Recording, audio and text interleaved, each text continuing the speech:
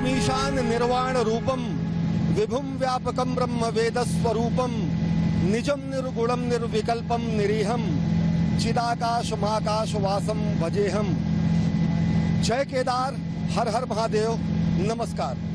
ಬನ್ನಿ ನಿಮ್ಮನ್ನು ಒಂದು ಆಧ್ಯಾತ್ಮಿಕ ಯಾತ್ರೆಗೆ ಕರೆದೊಯ್ಯುತ್ತೇವೆ. ಬನ್ನಿ ನಿಮಗೆ ತೋರಿಸುತ್ತೇವೆ ಕೇದಾರನಾಥದ ವಿಕಾಸ ಯಾತ್ರೆ.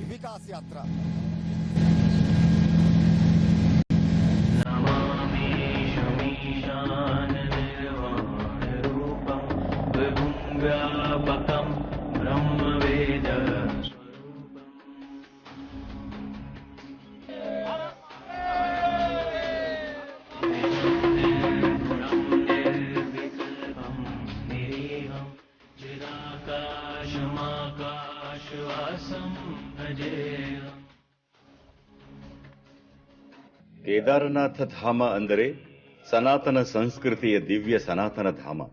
ಕೇದಾರನಾಥ ಧಾಮದಲ್ಲಿ ದೇವಾಧಿದೇವ ಮಹಾದೇವ ಸಾಕ್ಷಾತ್ ಸ್ವಯಂಭೂ ರೂಪದಲ್ಲಿ ವಿರಾಜಮಾನನಾಗಿದ್ದಾನೆ. ಬನ್ನಿ ನಿಮ್ಮನ್ನು ಕೇದಾರನಾಥ ಯಾತ್ರೆಗೆ ಕರೆದೊಯ್ಯುತ್ತೇವೆ. ಬನ್ನಿ ನಿಮಗೆ ತೋರಿಸುತ್ತೇವೆ ಕೇದಾರನಾಥ ಧಾಮದ ವಿಕಾಸ ಯಾತ್ರೆ.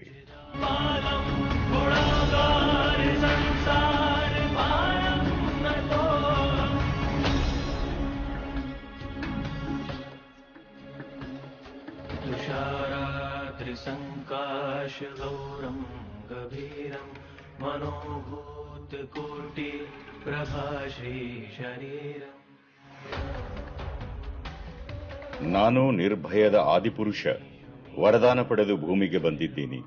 ವಿಷ ಕುಡಿದು ಎಲ್ಲರೂ ಸಾಯುತ್ತಾರೆ, ನಾನು ವಿಷ ಕುಡಿದು ಅಮರನಾಗಿದ್ದೀನಿ.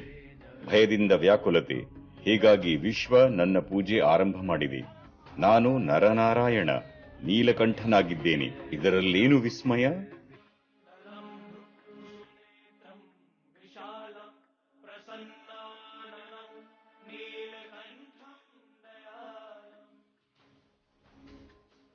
ಕೇದಾರನಾಥ ದೇವಾಧಿದೇವ ಮಹಾದೇವ ಸಾಕ್ಷಾತ್ ಸ್ವಯಂಭೂ ರೂಪದಲ್ಲಿ ವಿರಾಜಮಾನನಾಗಿರುವ ಧಾಮ.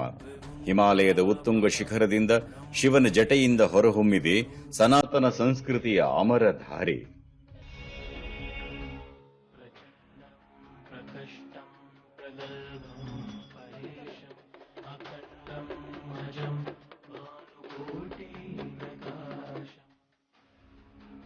ಶಿವನೆಂದರೆ ಸತ್ಯ, ಶಿವನೆಂದರೆ ಸನಾತನ, ಶಿವ ಶಾಶ್ವತ, ಶಿವ ಚೇತನ, ಶಿವ ಅಕ್ಷರ, ಶಿವ ಅವಿನಾಶಿ, ಶಿವ ತಾಂಡವ, ಶಿವ ಸರ್ಜನನಾಗಿದ್ದಾನೆ. ಕೇದಾರನಾಥ ಸೇರಿ 12 ಜ್ಯೋತಿರ್ಲಿಂಗಗಳು ಸನಾತನ ಭೂಮಿಯನ್ನು ಭೌಗೋಳಿಕ ಮತ್ತು ಆಧ್ಯಾತ್ಮಿಕ ಸೀಮೆಯೊಂದಿಗೆ ಬಂಧಿಸಿವೆ. ಸೌರಾಷ್ಟ್ರೇ ಸೋಮನಾಥಂಚ ಶ್ರೀಶೈಲೇ ಮಲ್ಲಿಕಾರ್ಜುನಂ ಉಜ್ಜಯಿನ್ಯಾಂ ಮಹಾಕಾಲಂ ಓಂಕಾರಮಮಲೇಶ್ವರಂ.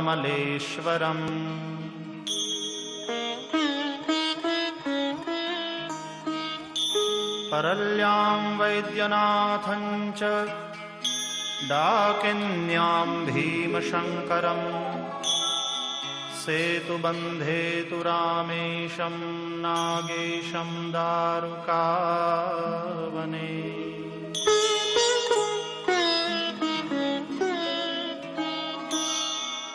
ವಾರಾಣಸ್ಯಾಂತು ವಿಶ್ವೇಶಂ ತ್ರ್ಯಂಬಕಂ ಗೌತಮೀ ತಟೇ ಹಿಮಾಲಯೇ ತು ಕೇದಾರಂ ಧುಷ್ಮೇಶಂ ಚ ಶಿವಾಲಯೇ.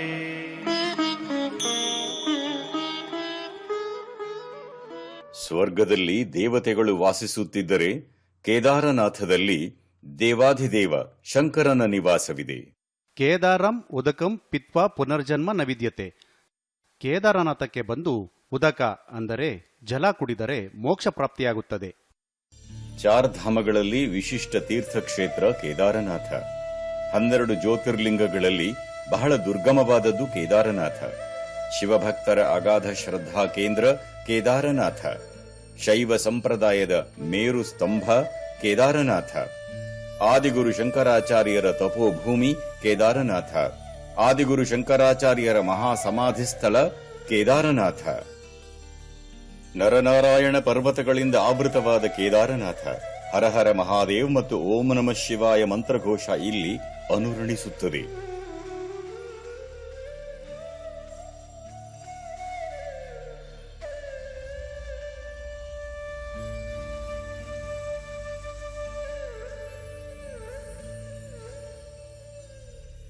ನಾನು ಶಂಕರನ ಕ್ರೋಧಾಗ್ನಿ. ಈ ಜಗತ್ತನ್ನು ಚೂರು ಚೂರು ಮಾಡಬಲ್ಲೆ. ಪ್ರಳಯದ ಡಮರು ನುಡಿಸಿ ಪ್ರಳಯ ಧ್ವನಿ ನಾನಾಗಬಲ್ಲೆ. ಇದರಲ್ಲಿ ಭೀಕರತೆ ನರ್ತಿಸುತ್ತದೆ. 2013ರಲ್ಲಿ ಇದೇ ಪರ್ವತದಲ್ಲಿ ಭೀಕರ ವಿಪತ್ತು ಬಂದೆರಗಿತ್ತು. ಜಲ ಪ್ರಳಯದಂತಹ ಸ್ಥಿತಿ ನಿರ್ಮಾಣವಾಗಿತ್ತು. ಇಡೀ ಕೇದಾರನಾಥ ನಾಶವಾಗಿ ಹೋಗಿತ್ತು. ಗುಜರಾತ್ನ ಅಂದಿನ ಮುಖ್ಯಮಂತ್ರಿ ನರೇಂದ್ರ ಮೋದಿಯವರು ಈ ಕೇದಾರನಾಥ ಧಾಮದ ಪುನರ್ ನಿರ್ಮಾಣದ ಇಚ್ಛೆ ವ್ಯಕ್ತಪಡಿಸಿದರು. ಆದರೆ ಅಂದಿನ ಕೇಂದ್ರ ಸರ್ಕಾರ ಅದನ್ನು ತಿರಸ್ಕರಿಸಿತು. ಆದರೆ ಈ ಧಾಮದ ಪುನರ್ ನಿರ್ಮಾಣದ ಪುನೀತ ಮತ್ತು ಪುಣ್ಯ ಕಾರ್ಯ ಮುಖ್ಯಮಂತ್ರಿಯಾಗಲ್ಲ, ಪ್ರಧಾನಮಂತ್ರಿಯಾಗಿ ನರೇಂದ್ರ ಮೋದಿಯವರ ಮಾರ್ಗದರ್ಶನದಲ್ಲೇ ಮಾಡಬೇಕು ಎಂದು ವಿಧಿ ಮೊದಲೇ ನಿರ್ಧರಿಸಿಬಿಟ್ಟಿತ್ತು. 2013ರ ಜೂನ್ ತಿಂಗಳ ತಾರೀಖು 16 ಮತ್ತು 17 ಇಂದಿಗೂ ಈ ದಿನ ದೇಶದ ಜನರ ನೆನಪಿನಲ್ಲಿದೆ. ಅಂದು ಕೇದಾರನಾಥದಲ್ಲಿ ಅತ್ಯಂತ ಭೀಕರ ಪ್ರಕೃತಿ ವಿಕೋಪ ಸಂಭವಿಸಿತ್ತು. ಇಂತಹ ಹಲವಾರು ಕಟ್ಟಡಗಳು ಧರೆಗುರುಳಿದವು. ಎಲ್ಲವೂ ನೋಡುತ್ತಿದ್ದಂತೆಯೇ ಜಲಮಯವಾಗಿ ಹೋಗಿತ್ತು. ಸಾವಿರಾರು ಜನರ ಜೀವನ ನಾಶವಾಗಿ ಹೋಗಿತ್ತು. ಜಲಪ್ರಳಯದ ಸಂಕೇತ ನೀಡಿತ್ತು. ಈ ವಿಪತ್ತಿನಲ್ಲಿ 44ಕ್ಕೂ ಹೆಚ್ಚು ಜನರು ಮೃತಪಟ್ಟರು, ಇಲ್ಲ ಕಾಣೆಯಾದರು. 42ಕ್ಕೂ ಹೆಚ್ಚು ಗ್ರಾಮಗಳ ಸಂಪರ್ಕ ಪೂರ್ಣವಾಗಿ ಕಡಿತವಾಯಿತು. ಜಲಪ್ರಳಯದಲ್ಲಿ ಸಾವಿರಾರು ಹೆಕ್ಟೇರ್ ಕೃಷಿ ಭೂಮಿ ನಾಶವಾಗಿ ಹೋಯಿತು. 2000ಕ್ಕೂ ಹೆಚ್ಚು ಮನೆಗಳು ಹೆಸರೂ ಇಲ್ಲದಂತೆ ನಾಶವಾಗಿ ಹೋದವು. ಎಲ್ಲಿ ನೋಡಿದರೂ ನೀರೇ ನೀರು. ಗಾಂಧಿ ಸರೋವರದ ತಡೆಗೋಡೆ ಒಡೆದಿತ್ತು. ನನ್ನ ಹಿಂದೆ ಕಾಣುತ್ತಿರುವ ಸರಸ್ವತಿ, ಅಲಕಾನಂದ, ಮಧುಗಂಗಾ, ದೂದ್ಗಂಗಾ, ಮಂದಾಕಿನಿ ಎಲ್ಲವೂ ಹುಕ್ಕಿ ಹರಿಯುತ್ತಿದ್ದವು.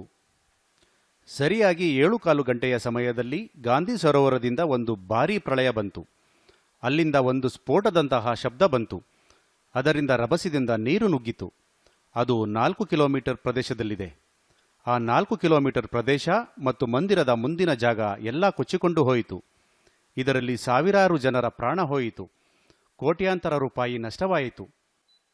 ಅದು ಹೇಗೆ ಆಯಿತು ಇದನ್ನು ವಿವರಿಸುವ ಧೈರ್ಯವೂ ನನಗಿಲ್ಲ. ಅದೊಂದು ಭಯಂಕರ ದುರಂತ. ನನ್ನ ಪರಿವಾರದ 8 ಜನರು ಕೊಚ್ಚಿ ಹೋದರು. ಕೇದಾರನಾಥದ ಭೀಕರ ಪ್ರವಾಹ ದೇಶವನ್ನು ಕಂಗಾಲಾಗಿಸಿತ್ತು. ರಕ್ಷಣೆ ಮತ್ತು ಪರಿಹಾರ ಕಾರ್ಯದ ಎಲ್ಲ ಪ್ರಯತ್ನಗಳ ನಡುವೆಯೂ ಆಪತ್ತಿನ ಆಘಾತ ಕಡಿಮೆಯಾಗಲಿಲ್ಲ. ಇದು ದೇಶದ ಭೀಕರ ಪ್ರಕೃತಿ ವಿಕೋಪಗಳಲ್ಲಿ ಒಂದಾಗಿತ್ತು. ನರನಾರಾಯಣರ ಸೇವೆಯ ಉದ್ದೇಶದಿಂದ ಗುಜರಾತ್ನ ಅಂದಿನ ಮುಖ್ಯಮಂತ್ರಿಯ ರೂಪದಲ್ಲಿ ನರೇಂದ್ರ ಮೋದಿ ಕೇದಾರನಾಥ ಧಾಮದ ವಿಪತ್ತಿಗೆ ತಮ್ಮ ಕೈಲಾದ ಸಹಾಯ ಮಾಡಲು ಮುಂದಾದರು. ಆದರೆ ಇದನ್ನು ರಾಜನೀತಿಯ ಕಾರಣದಿಂದ ತಿರಸ್ಕರಿಸಲಾಯಿತು. जब कमरे में हम बैठे थे तब उस समय के मुख्यमंत्री सहमत हो गए, सारे अफसर सहमत हो गए और मैंने खुशी में आकर के बाहर निकल करके मीडिया के सामने भी मेरा संकल्प व्यक्त किया था. अचानक टीवी पे खबर आ गई कि मोदी अब केदारनाथ के पुनर्निर्माण की जिम्मेवारी ले रहा है.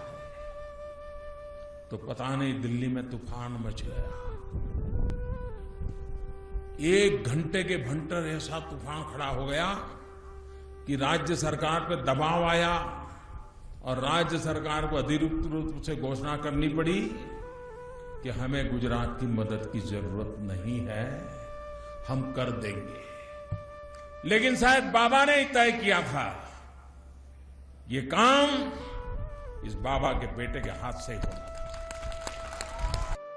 ಪ್ರಧಾನಿ ನರೇಂದ್ರ ಮೋದಿ ಕೇವಲ ಆದಿಯೋಗಿ ಭಗವಾನ್ ಶಿವನ ಅನನ್ಯ ಭಕ್ತರಷ್ಟೇ ಅಲ್ಲ, ಜೊತೆಗೆ ಕರ್ಮಯೋಗಿಯೂ ಆಗಿದ್ದಾರೆ.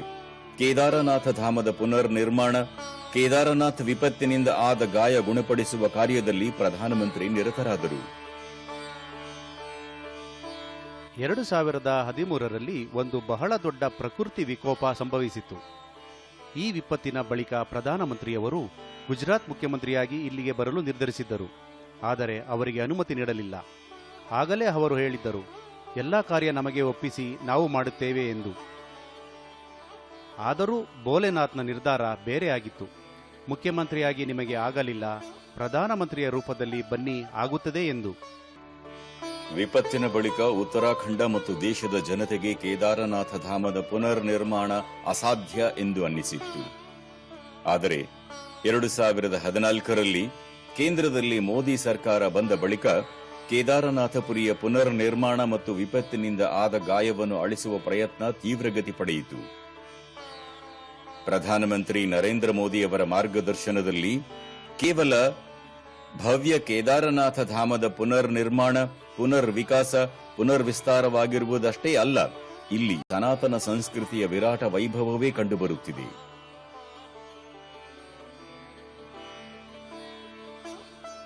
ನವೆಂಬರ್ 5ರಂದು ಪ್ರಧಾನಿ ಮೋದಿಯವರು ಮತ್ತೊಮ್ಮೆ ಬಾಬಾ ಕೇದಾರನಾಥ ಧಾಮಕ್ಕೆ ಆಗಮಿಸುತ್ತಿದ್ದಾರೆ. ಧರ್ಮಪರಾಯಣ ಸ್ವರೂಪವಾಗಿ ಪ್ರಧಾನಿ ಬಾಬಾ ಕೇದಾರನಾಥನಿಗೆ ಪೂಜೆ ಅರ್ಚನೆ ಮಾಡುತ್ತಾರೆ. ಅದರ ಜೊತೆಗೆ ಕರ್ಮಪರಾಯಣ ಸ್ವರೂಪದಲ್ಲಿ ಪ್ರಧಾನಮಂತ್ರಿ ನರೇಂದ್ರ ಮೋದಿ ಬಾಬಾ ಕೇದಾರನಾಥನಿಗೆ ಕಾರ್ಯಾಂಜಲಿಯನ್ನೂ ಸಲ್ಲಿಸಲಿದ್ದಾರೆ. ಪ್ರಧಾನಿ ನರೇಂದ್ರ ಮೋದಿ ಕೇದಾರನಾಥ ಘಾಟಿಯ ವಿಸ್ತಾರ ಮತ್ತು ಪುನರ್ ನಿರ್ಮಾಣದ ಅನೇಕ ಯೋಜನೆಗಳನ್ನು ಲೋಕಾರ್ಪಣೆ ಮತ್ತು ಶಿಲಾನ್ಯಾಸ ಮಾಡಲಿದ್ದಾರೆ. ಆದಿಯೋಗಿಯ ದರ್ಶನದಿಂದ ಕರ್ಮಯೋಗಿಗೆ ಚೈತನ್ಯ ಬರುತ್ತದೆ. ನರನಾರಾಯಣರ ಸೇವೆ ರಾಷ್ಟ್ರ ನಿರ್ಮಾಣದ ಶಕ್ತಿ. ಸಾಧನೆಯ ತಪಸ್ಸು ಮತ್ತು ಅವಿಚ್ಛಿನ್ನ ಸಂಕಲ್ಪ ಶಕ್ತಿ ಶಿವಶಂಕರನಿಂದ ಲಭಿಸುತ್ತದೆ. ಸಂಕಲ್ಪ ಮತ್ತು ಸಿದ್ಧಿ, ಶಿವಶಕ್ತಿಯ ಅದ್ಭುತ ಸಂಗಮ ಕೇದಾರನಾಥ ಧಾಮ. ಪ್ರಧಾನಮಂತ್ರಿ ನರೇಂದ್ರ ಮೋದಿ ನವೆಂಬರ್ 5ರಂದು ಮತ್ತೊಮ್ಮೆ ಬಾಬಾ ಕೇದಾರನಾಥ ಧಾಮಕ್ಕೆ ಬರಲಿದ್ದಾರೆ. ಪ್ರಧಾನಿಯಾದ ಬಳಿಕ ನರೇಂದ್ರ ಮೋದಿಯವರು ಕೇದಾರನಾಥಕ್ಕೆ ಭೇಟಿ ನೀಡುತ್ತಿರುವುದು ಇದು 6ನೇ ಬಾರಿ. ಧರ್ಮಪರಾಯಣ ಪ್ರಧಾನಮಂತ್ರಿ ಕೇದಾರನಾಥ ದೇವಾಲಯದಲ್ಲಿ ಪೂಜೆ ಅರ್ಚನೆ ಮಾಡಲಿದ್ದಾರೆ. ದೇವರಿಗೆ ರುದ್ರಾಭಿಷೇಕವನ್ನು ನೆರವೇರಿಸಲಿದ್ದಾರೆ. ಪುಷ್ಪಾಂಜಲಿಯ ಜೊತೆಗೆ ಕಾರ್ಯಾಂಜಲಿ, ರುದ್ರಾಭಿಷೇಕದ ಜೊತೆಗೆ ಬಾಬಾ ಭೋಲೆನಾಥ್ಗೆ ಕಾರ್ಯಾಭಿಷೇಕ. ಇದು ಪ್ರಧಾನಮಂತ್ರಿ ನರೇಂದ್ರ ಮೋದಿಯವರ ವಿಶಿಷ್ಟ ಕಾರ್ಯಶೈಲಿ. ಪ್ರಧಾನಮಂತ್ರಿ ಆದ ಬಳಿಕ 2017ರಿಂದ ಕೇದಾರನಾಥ ಧಾಮದ ಯಾತ್ರೆ ಮಾಡುತ್ತಿದ್ದು, ಪ್ರತಿ ಯಾತ್ರೆಯಲ್ಲೂ ಹಿಂದಿನ ಯೋಜನೆಗಳ ಸಮೀಕ್ಷೆ ಮತ್ತು ಕೋಟ್ಯಂತರ ರೂಪಾಯಿ ಮೌಲ್ಯದ ನವ ಕೇದಾರಪುರಿ ನಿರ್ಮಾಣದ ಸಂಕಲ್ಪ ಮತ್ತು ಸಿದ್ಧಿಯ ಅಗ್ರೇಸರರಾಗಿದ್ದಾರೆ.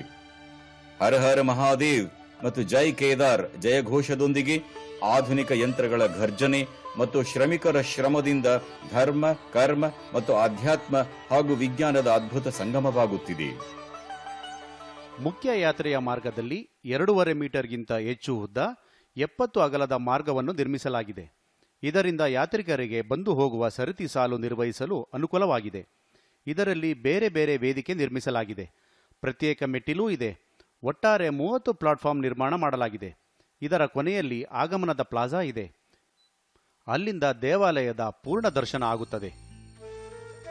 ಪ್ರಧಾನಮಂತ್ರಿಯವರ ಮಾರ್ಗದರ್ಶನದಲ್ಲಿ ಕೇದಾರಪುರಿ ಹೊಸ ಸುರಕ್ಷಿತ ಸೌಲಭ್ಯಗಳಿಂದ ಕೂಡಿದ ಧಾರ್ಮಿಕ ಮತ್ತು ಆಧ್ಯಾತ್ಮಿಕ ನಗರದ ರೂಪದಲ್ಲಿ ಪ್ರಗತಿಯಾಗುತ್ತಿದೆ. 2013ರ ವಿಪತ್ತನ್ನು ಗಮನದಲ್ಲಿಟ್ಟುಕೊಂಡು ದೇವಾಲಯ ಪರಿಸರಕ್ಕೆ ಅಭೇದ್ಯ ಸುರಕ್ಷತೆಯನ್ನು ನೀಡಲಾಗಿದೆ. ದೇವಾಲಯದ 4 ಕಡೆ ಸುರಕ್ಷತಾ ವೃತ್ತ ನಿರ್ಮಾಣ ಮಾಡಲಾಗುತ್ತಿದೆ. ಇದರಿಂದ ಭವಿಷ್ಯದಲ್ಲಿ ಯಾವುದೇ ಅಪಾಯದಿಂದ ಬಾಬಾ ಧಾಮವನ್ನು ಸುರಕ್ಷಿತವಾಗಿಡಲಾಗುತ್ತದೆ. ಈ ಸುರಕ್ಷತೆಯ ವ್ಯವಸ್ಥೆಯೊಂದಿಗೆ ಮಂದಾಕಿನಿ, ಸರಸ್ವತಿ ನದಿಗಳಿಗೆ ಚೆಕ್ ಡ್ಯಾಂ, ಬಂಡೆ ಮತ್ತು ಕಲ್ಲುಗಳನ್ನು ತಡೆಯಲು ಗಟ್ಟಿಮುಟ್ಟಾದ ಲೋಹದ ತಂತಿ ಬೇಲಿ ಮತ್ತು ಅಭೇದ್ಯ ಗೋಡೆಯನ್ನು ನಿರ್ಮಿಸಲಾಗುತ್ತಿದೆ. ಇದು ಭವಿಷ್ಯದಲ್ಲಿ ಯಾವುದೇ ರೀತಿಯ ಪ್ರಕೃತಿ ವಿಕೋಪದಿಂದ ಮಂದಿರ ಪರಿಸರ ಮತ್ತು ಕೇದಾರಪುರಿಯಲ್ಲಿ ಹಾನಿಯ ಆತಂಕವನ್ನು ಇಲ್ಲವಾಗಿಸುತ್ತದೆ. ಮಂದಿರದ ಸುರಕ್ಷತೆಗಾಗಿ ಪ್ರವಾಹ ತಡೆಗೋಡೆ ನಿರ್ಮಿಸಲಾಗುತ್ತಿದೆ. ಪ್ರವಾಹ ಸುರಕ್ಷತೆಯ ಗೋಡೆಯನ್ನು ಅಂತಾರಾಷ್ಟ್ರೀಯ ಗುಣಮಟ್ಟಕ್ಕೆ ಅನುಗುಣವಾಗಿ ನಿರ್ಮಿಸಲಾಗಿದೆ. ಇದಕ್ಕೆ ಕಾಂಕ್ರೀಟ್ ಇತ್ಯಾದಿ ಹಾಕಲಾಗಿದ್ದು ಅಂತಾರಾಷ್ಟ್ರೀಯ ಗುಣಮಟ್ಟ ಕಾಪಾಡಿಕೊಳ್ಳಲಾಗಿದೆ.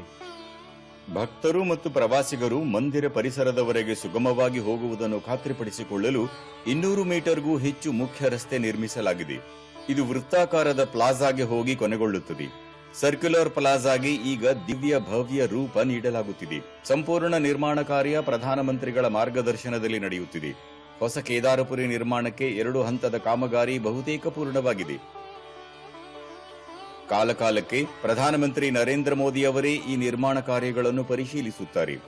ಕಳೆದ ಆಗಸ್ಟ್ನಲ್ಲಿ ಪ್ರಧಾನಮಂತ್ರಿ ನರೇಂದ್ರ ಮೋದಿ ಅವರು ಕೇದಾರನಾಥದ ಈಶಾನೇಶ್ವರ ದೇವಾಲಯವನ್ನು ಸಾರ್ವಜನಿಕ ಭಾವನೆಗಳಿಗೆ ಅನುಗುಣವಾಗಿ ಪುನರ್ ನಿರ್ಮಿಸಲು, ಆಸ್ಥಾ ಚೌಕ್ನಲ್ಲಿ ಓಂಕಾರ ಪ್ರತಿಮೆಯನ್ನು ಸ್ಥಾಪಿಸಲು ಮತ್ತು ಶಂಕರಾಚಾರ್ಯ ಸಮಾಧಿ ಮತ್ತು ಶಿವ ಉದ್ಯಾನ ವಿನ್ಯಾಸವನ್ನು ಪರಿಷ್ಕರಿಸಲು ನಿರ್ದೇಶಿಸಿದ್ದರು. ಕೇದಾರನಾಥ ಧಾಮದ ಸಂಪೂರ್ಣ ನಿರ್ಮಾಣ ಕಾರ್ಯ ಮತ್ತು ಅದರ ನಿರಂತರ ಪರಿಶೀಲನೆಯನ್ನು ಪ್ರತಿವಾರ ಪ್ರಧಾನಮಂತ್ರಿ ಕಚೇರಿ ನಡೆಸುತ್ತದೆ. 2013ರ ಭೀಕರ ವಿಪತ್ತಿನಿಂದ ಆದಿಗುರು ಶಂಕರಾಚಾರ್ಯರ ಸಮಾಧಿ ಸಂಪೂರ್ಣವಾಗಿ ನಾಶವಾಗಿ ಹೋಗಿತ್ತು. ಇದು ಇಲ್ಲೇ ಇತ್ತು.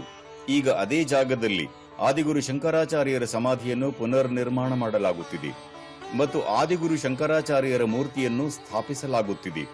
ಇದರ ಲೋಕಾರ್ಪಣೆಯನ್ನು ಪ್ರಧಾನಮಂತ್ರಿ ನರೇಂದ್ರ ಮೋದಿ ನೆರವೇರಿಸಲಿದ್ದಾರೆ. ಕೇದಾರನಾಥ ಧಾಮ್ ಯಾತ್ರೆಯ ವೇಳೆ ಪ್ರಧಾನಮಂತ್ರಿ ನರೇಂದ್ರ ಮೋದಿ ಶ್ರೀ ಆದಿಶಂಕರಾಚಾರ್ಯರ ನವ ನಿರ್ಮಿತ ಸಮಾಧಿಯ ಉದ್ಘಾಟನೆಯನ್ನೂ ಮಾಡಲಿದ್ದಾರೆ. ಜೊತೆಗೆ ಆದಿಶಂಕರಾಚಾರ್ಯರ ಪ್ರತಿಮೆಯ ಅನಾವರಣ ಮಾಡಲಿದ್ದಾರೆ. 2013ರ ವಿಪತ್ತಿನಲ್ಲಿ ಆದಿಗುರುವಿನ ಈ ಸಮಾಧಿ ಕೊಚ್ಚಿ ಹೋಗಿತ್ತು. ಈಗ ಮತ್ತೆ ಅದೇ ಸ್ಥಳದಲ್ಲಿ ಆದಿಗುರು ಶಂಕರಾಚಾರ್ಯರ ಸಮಾಧಿಯನ್ನು ನಿರ್ಮಿಸಲಾಗಿದೆ. ಈ ಕಾಮಗಾರಿ 2019ರಲ್ಲಿ ಆರಂಭವಾಯಿತು. 2019ರ ಯಾತ್ರೆಗೂ ಮುನ್ನ ನಾವು ಇಲ್ಲಿ ಉತ್ಖನನ ಮಾಡುವ ಕಾರ್ಯ ಮಾಡಿದ್ದೆವು. ಮುಖ್ಯ ಸಿವಿಲ್ ಕಾಮಗಾರಿ 2019ರ ಸೆಪ್ಟೆಂಬರ್ನಿಂದ ನಡೆಯುತ್ತಿದೆ. ಇದು ಆರಂಭವಾಗಿ 2 ವರ್ಷ ಆಗಿದೆ. ಆದಿಗುರು ಶಂಕರಾಚಾರ್ಯರ ಸಮಾಧಿಯ 4 ಕಡೆ ಶಂಕರಾಚಾರ್ಯ ಕುಟೀರ, ಶಂಕರಾಚಾರ್ಯ ಸಂಗ್ರಹಾಲಯದ ನಿರ್ಮಾಣವನ್ನೂ ಮಾಡಲಾಗುತ್ತಿದೆ. ಶಂಕರಾಚಾರ್ಯರ ಸಮಾಧಿಯ ಬಳಿಯ ಭೂಭಾಗದಲ್ಲಿ ಉದ್ಯಾನವನ್ನು ನಿರ್ಮಿಸಲಾಗುವುದು. ಇಲ್ಲಿ ಶಿವ ಮತ್ತು ಶಕ್ತಿಯ ಅನೇಕ ಮನೋಹರ ಸಸ್ಯಗಳಿಂದ ಸುಸಜ್ಜಿತಗೊಳಿಸಲಾಗುವುದು. ಮುಂದಿನ ದಿನಗಳಲ್ಲಿ ಶಂಕರಾಚಾರ್ಯರ ಸಮಾಧಿ ಸ್ಥಳ ಮುಖ್ಯ ಆಕರ್ಷಣೆಯ ತಾಣವಾಗಲಿದೆ. ಈ ಸಮಾಧಿ ಉತ್ತರ ಮತ್ತು ದಕ್ಷಿಣವನ್ನು ಒಗ್ಗೂಡಿಸಲಿದೆ.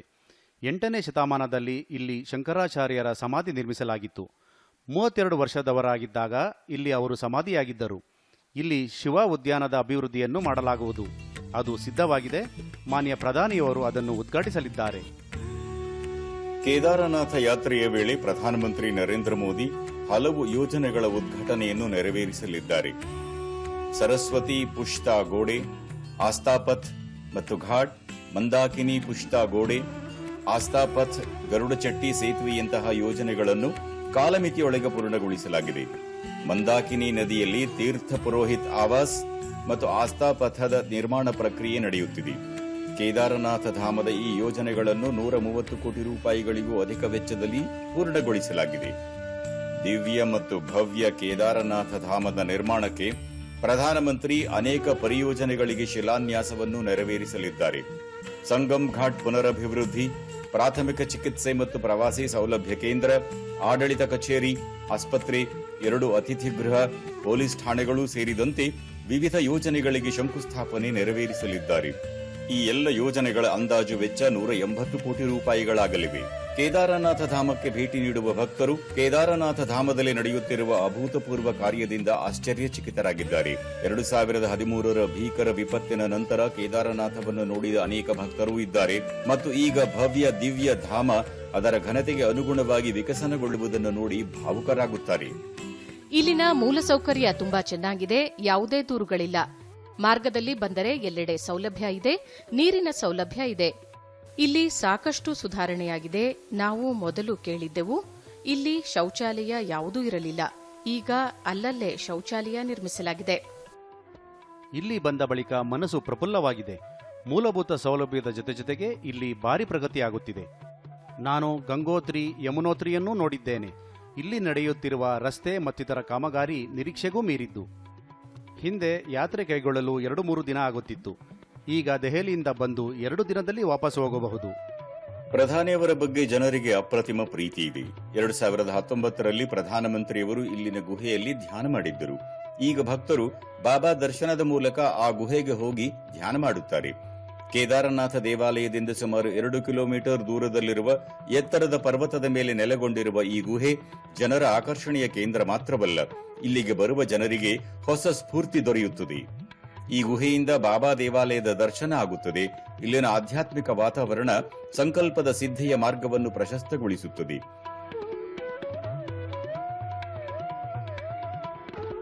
ಭಗವಾನ್ ಕೇದಾರನಾಥನ ಬಗ್ಗೆ ಜನರಿಗೆ ಅಗಾಧ ಭಕ್ತಿ ಇದೆ. ಅದೇ ರೀತಿ ಪ್ರಧಾನಿ ನರೇಂದ್ರ ಮೋದಿಯವರ ಬಗ್ಗೆಯೂ ಪ್ರೀತಿ ಇದೆ. ಯಾವಾಗ ಭಕ್ತರಿಗೆ ಈ ಗುಹೆಯಲ್ಲಿ ಪ್ರಧಾನಿ ಏಕಾಂತದಲ್ಲಿ ಇದ್ದು ಧ್ಯಾನ ಮಾಡಿದರೆಂದು ತಿಳಿಯಿತೋ ಅದು ಜನರ ಆಕರ್ಷಣೆಯ ಕೇಂದ್ರವಾಗಿದೆ. ನಾವು ಈ ಗುಹೆಯಲ್ಲಿದ್ದು ಸಾಧನೆ ಮಾಡುತ್ತಿರುವ ಪ್ರವಾಸಿಯ ಪರಿಚಯ ಮಾಡಿಸುತ್ತೇವೆ. ಇವರು ಪ್ರಣವ್ ಅಹಮದಾಬಾದ್ ಅವರು. ನೀವು ಎಷ್ಟು ದಿನದಿಂದ ಇಲ್ಲಿದ್ದೀರಿ? ನಿಮಗೆ ಈ ಆಕರ್ಷಣೆ ಏಕೆ ಬಂತು? ನಾನು ಹೆಚ್ಚು ಕಡಿಮೆ 2 ದಿನದಿಂದ ಇಲ್ಲಿ ತಂಗಿದ್ದೇನೆ. ನಿನ್ನೆ ನಾನು ಇಲ್ಲಿಗೆ ಆಗಮಿಸಿದೆ. ಇಲ್ಲಿನ ಪ್ರಧಾನ ಆಕರ್ಷಣೆ ಪ್ರಧಾನಿಯವರು ಸ್ವತಃ ಬಂದು ಹೋಗಿದ್ದಾರೆ. ಇಲ್ಲಿ ಧ್ಯಾನ ಮಾಡಲು ಉತ್ತಮ ವಾತಾವರಣ ಇದೆ. ಇಲ್ಲಿನ ಕಿಟಕಿಯಿಂದ ಬಾಬಾ ದರ್ಶನವೂ ಆಗುತ್ತದೆ. ಇಲ್ಲಿ ಭವ್ಯ ಅನುಭೂತಿ ಪ್ರಾಪ್ತಿಯಾಗುತ್ತದೆ. ಹೀಗಾಗಿ ನಾವಿಲ್ಲಿ ತಂಗಿದ್ದೇವೆ. 2 ದಿನಗಳಿಂದ ನೀವು ಇಲ್ಲಿ ತಂಗಿದ್ದೀರಿ. ಈ 2 ದಿನಗಳ ನಿಮ್ಮ ವ್ಯಕ್ತಿಗತ ಅನುಭವ ಏನು?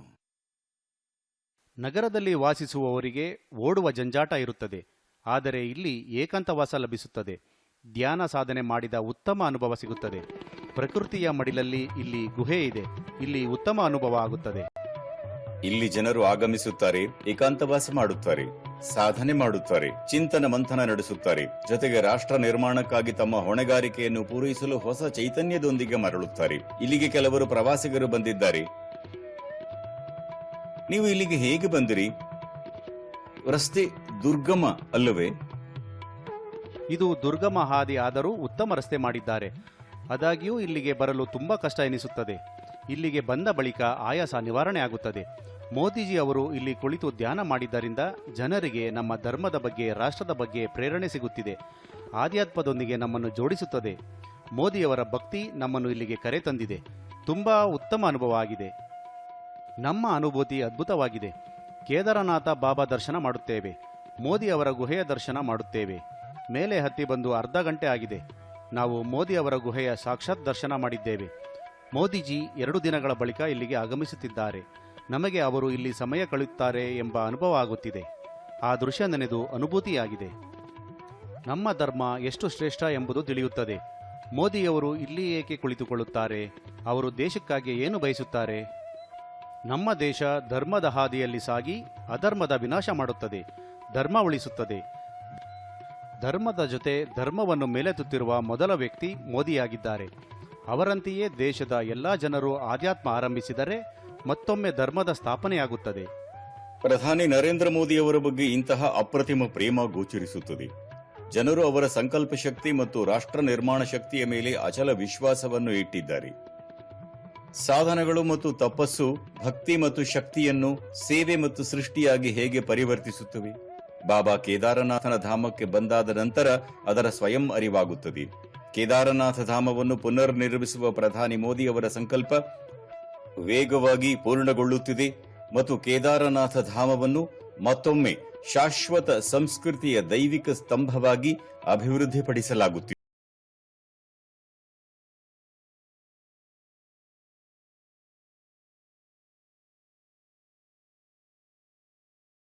ನರೇಂದ್ರ ಮೋದಿಯವರ ಕೇದಾರನಾಥ ಧಾಮದ ಪುನರ್ ನಿರ್ಮಾಣ ಸಂಕಲ್ಪವಾಗಿದ್ದು ವೇಗವಾಗಿ ಸಿದ್ಧಿಯತ್ತ ಸಾಗಿದೆ.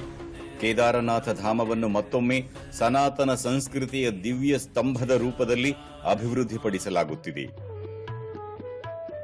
ಸತ್ಯಂ ಶಿವಂ ಸುಂದರಂ. ನೀವು ಕೇದಾರನಾಥ ಧಾಮದ ಪ್ರಗತಿಯ ಯಾತ್ರೆ ನೋಡಿದಿರಿ. ಇಲ್ಲಿ ಸತ್ಯಂ ಶಿವಂ ಸುಂದರಂ ಸಂಕಲ್ಪ ಸಾಕಾರವಾಗುತ್ತಿದೆ. ಬಹುಜನ ಹಿತಾಯ ಬಹುಜನ ಸುಖಾಯ ಎಂಬ ಅಂತ್ಯೋದಯದ ಮಂತ್ರದೊಂದಿಗೆ ನವಭಾರತದ ಸಂಕಲ್ಪ ಇಲ್ಲಿ ಸಾಕಾರವಾಗುತ್ತಿದೆ. ಭಾರತ ಸರ್ವಜನರು ಸುಖವಾಗಿರಲಿ, ವಸುದೈವ ಕುಟುಂಬಕಂ ಎಂಬ ತತ್ವವನ್ನು ಸಾರುತ್ತದೆ. ಕೇದಾರನಾಥ ಧಾಮದಿಂದ ವಿಶೇಷ ಕಾರ್ಯಕ್ರಮ. ನಮಸ್ಕಾರ.